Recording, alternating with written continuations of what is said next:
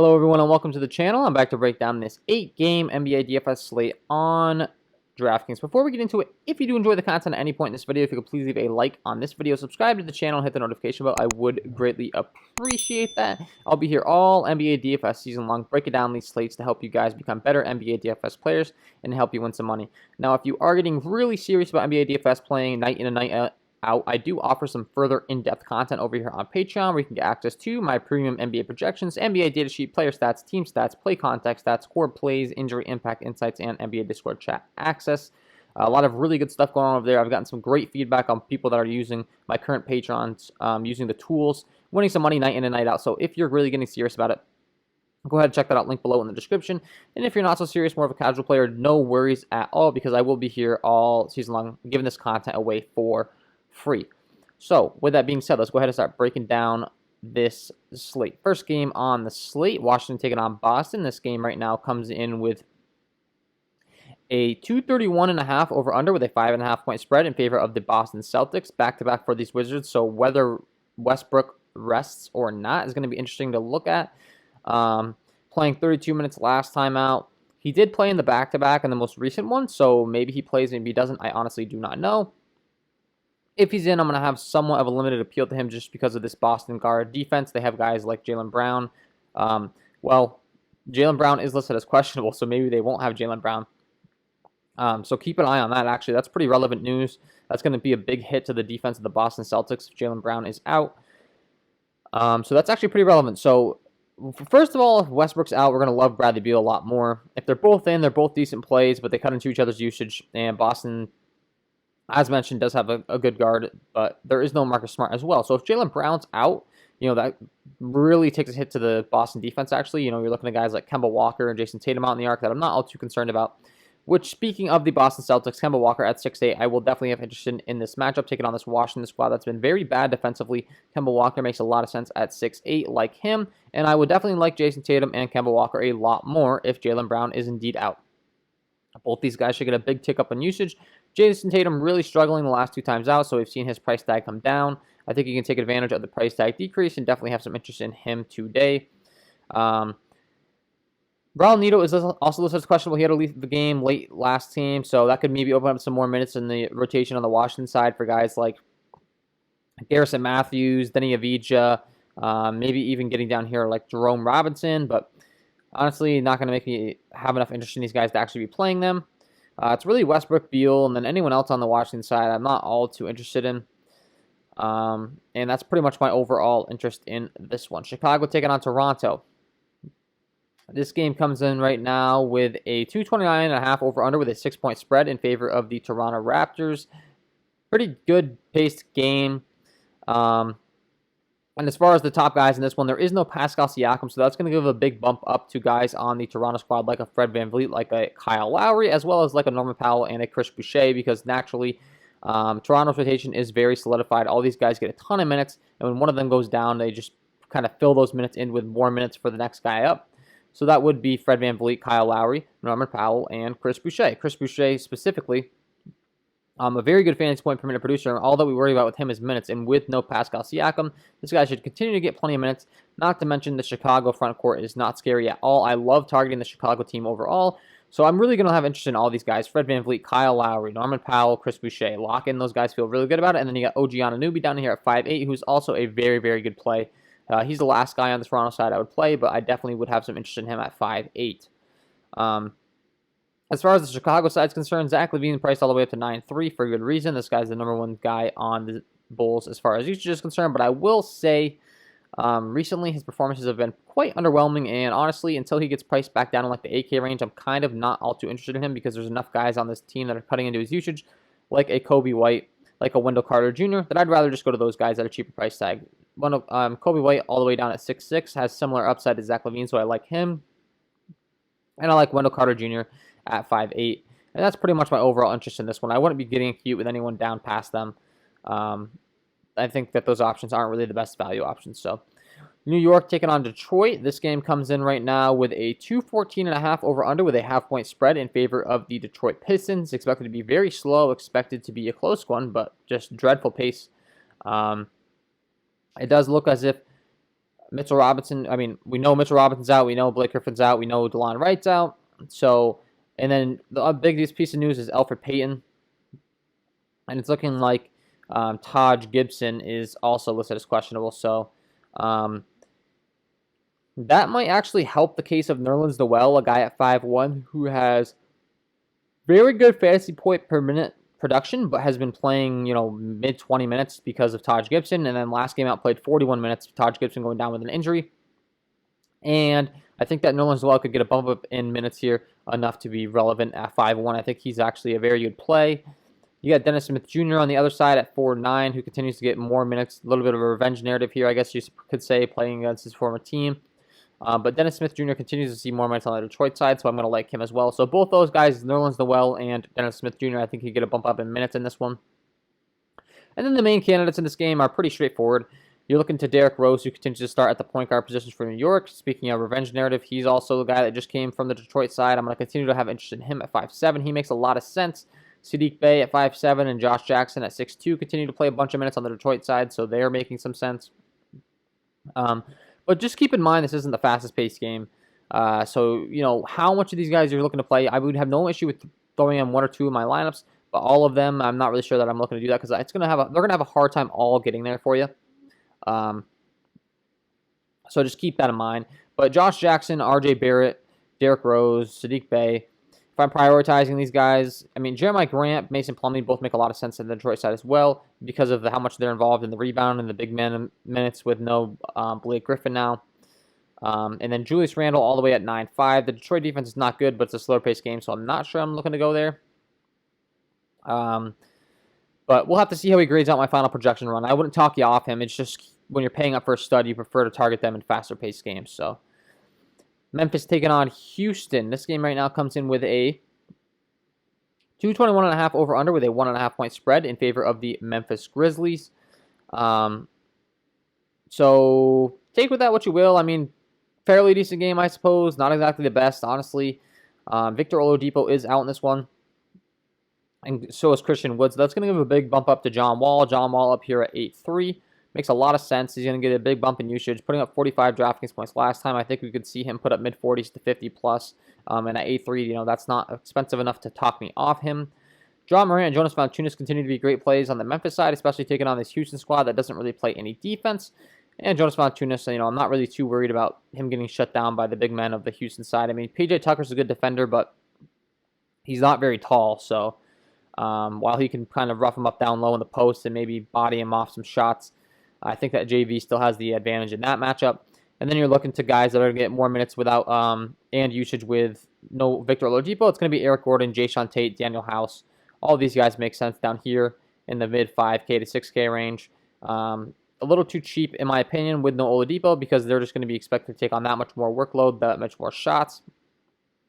So all three of these guys do definitely make some sense in this one. All these other guys on the Memphis side, honestly, it's they're getting scrammed around in their minutes and stuff. There continues to be no Grayson Allen. I would say the one guy I'm looking to down here would be Dylan Brooks at 5'5". He does make some sense playing around 30 minutes a game. Can shoot the three ball very effectively and is only priced at 5'5". And then not to mention Houston's best defender in Victor Oladipo as far as the perimeter is concerned is out. So, yeah, he makes some sense. Golden State taking on the Los Angeles Lakers. LeBron James is listed as questionable, as he always is, but it does look like he's more so probable, so expect him to go. Really ramping up his usage with no Anthony Davis. I've been talking about this for a while now. I said get this guy in your lineups while you can because he will be up to like 11K soon enough. He is all the way up to 10-8 now. And this game comes in with a 222.5 over under with a 3.5 point spread in favor of the Los Angeles Lakers. So not the fastest pace, not the slowest pace. But LeBron James will continue to be a great option at 10-8.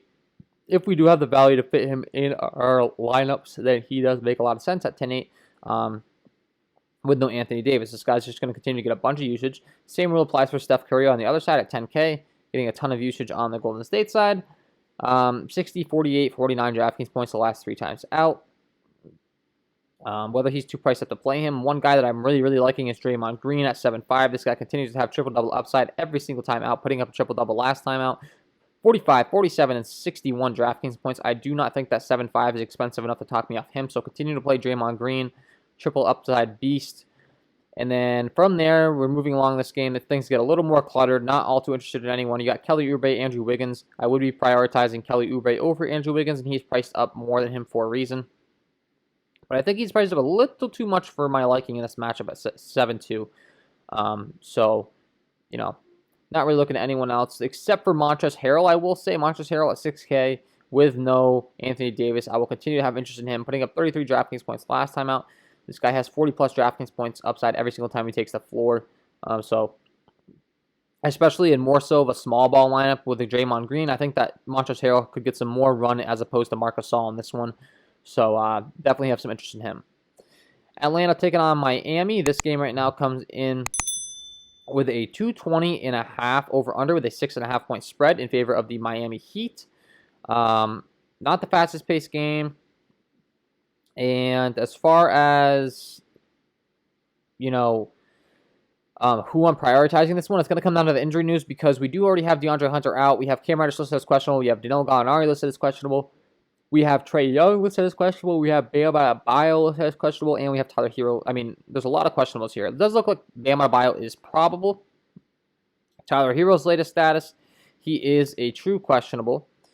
Trae Young's recent status, he is a true questionable. And then you got all these guys down here, Cam Reddish and Danilo Gallinari, who when looking at them, Cam Reddish is doubtful, so expect him to be out. And Gallinari, a new addition to the injury report, is listed as probable. So overall, we're looking at Gallinari being in. We're looking at Cam Reddish being out. We're looking at Bam Adebayo being in. And then we got a true questionable in Tyler Hero and Trae Young. So talking this through with you guys as we go along here. If Trae Young's out, that's going to give a big bump up in usage to guys like Clint Capella, John Collins, naturally. Kevin Huerter should maybe get some more on-ball handling duties. And then you're looking to guys like Rajon Rondo down here at 3.5. Rajon Rondo specifically, if he gets to start, would be a great play at 3.5. So keep an eye on that news for sure. Jimmy Butler at 9.7. I'm going to continue to really prioritize this guy. His usage has just been absolutely through the roof. Finally getting priced up to 9.7. He's put up 62 and 59 DraftKings points the last 2 times out. Also a very good triple-double threat, similar to Draymond Green, with much more scoring upside because Draymond doesn't really get those buckets. Jimmy Butler will. Obviously, these are different talents we're talking about here, but Jimmy Butler, as far as his DraftKings upside, he makes a lot of sense. Clint Capella, John Collins, as mentioned, if there is no Trae Young, I'm going to like both these guys quite a bit. If Trae Young's in, I won't like them quite as much just because I don't think they'll get as many shots. Kevin Huerter at 5.6, I do think continues to be a great play. Consistently getting like mid-30 minutes. So, excuse me, he does make a lot of sense. And then you got Kendrick Nunn at 5.6, who's also going to be a great play if there is no Tyler Hero, alongside Goran Dragic. Both these guys have tons of upside in tournaments if there is no Tyler Hero. Goran Dragic putting up 37 DraftKings points last time out, a guy that I've been keeping my eye on for sure. So, based upon injury news, those are the guys that you would be looking to in this one. Moving further along, 2 more games on the slate. We got Phoenix taking on Minnesota. Memphis Soda, combined 2 teams there.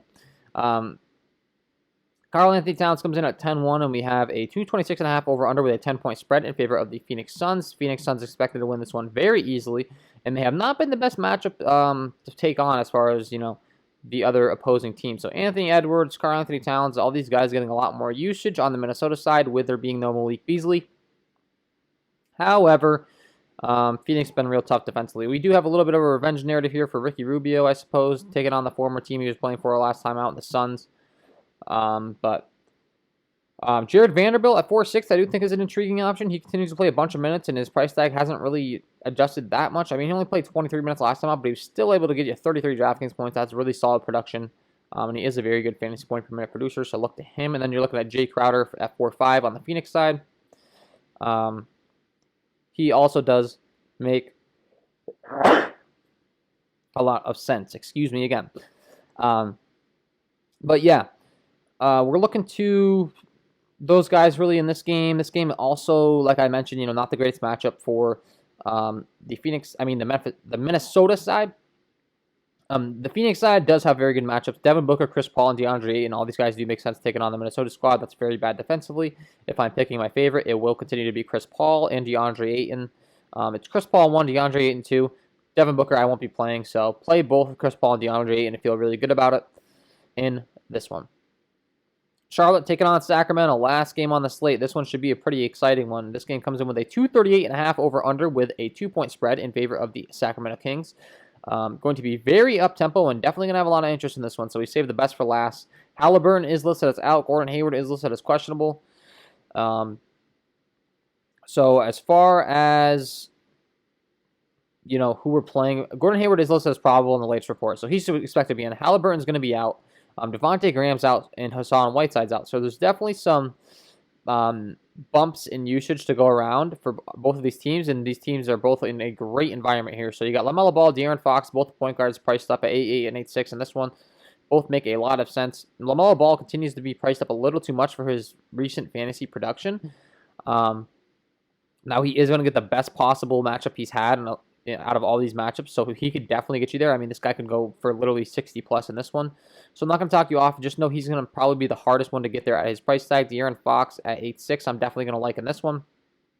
And Terry Rozier at 7.9, I would definitely like. All these guys making a ton of sense. I would like Terry Rozier the most based on his price tag. I just think he's underpriced for his upside.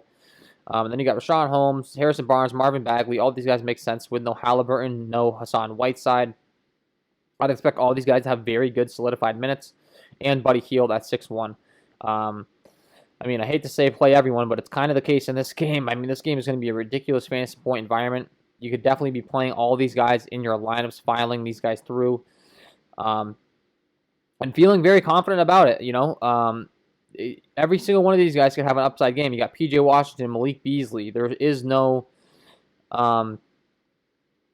especially if there's no Cody Zeller, P.J. Washington is going to make a lot more sense. Cody Zeller's most recent update is a true questionable, so we don't have anything on that, but P.J. Washington will make a lot of sense. Malik Monk makes a lot of sense with no Devontae Graham. So it's just crazy the amount of guys you would look and do this one. You got Miles Bridges, Bielitsa. If there's no Hassan Whiteside, there still is none. So you could even play Bielitsa down here at 4.2. But he's only playing like 12 minutes a game, so getting a little risky there. I don't know if he's actually going to get the minutes. Based on the matchup, they would just want him out there for a bigger body, and maybe, I mean, but I highly doubt it. So, but yeah, really focused on the core in this game. LaMelo Ball, De'Aaron Fox, Terry Rozier, Rashawn Holmes, Harrison Barnes, Marvin Bagley, Buddy Hield, P.J. Washington, Malik Monk, Miles Bridges, all the way down to there. You can literally play every single one of those guys. And then if we find out that Bismack Biyombo starting at 3.3, he would make a lot of sense as well. So, crazy to say that you can play all these guys, but it's just so true. Great game environment, and that is my overall breakdown of this 8-game slate. Before I let you guys go, I got to give you my lock of the night. Let's get into it.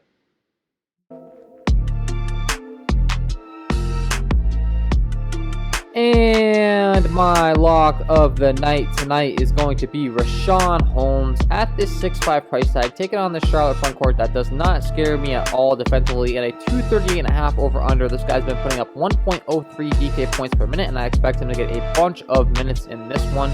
Great fast up-tempo game. No more Hassan Whiteside to threaten his minutes in the rotation, so I'm going to love him at this price tag. Take advantage while you can, because I wouldn't be surprised to see him priced up even more very shortly here.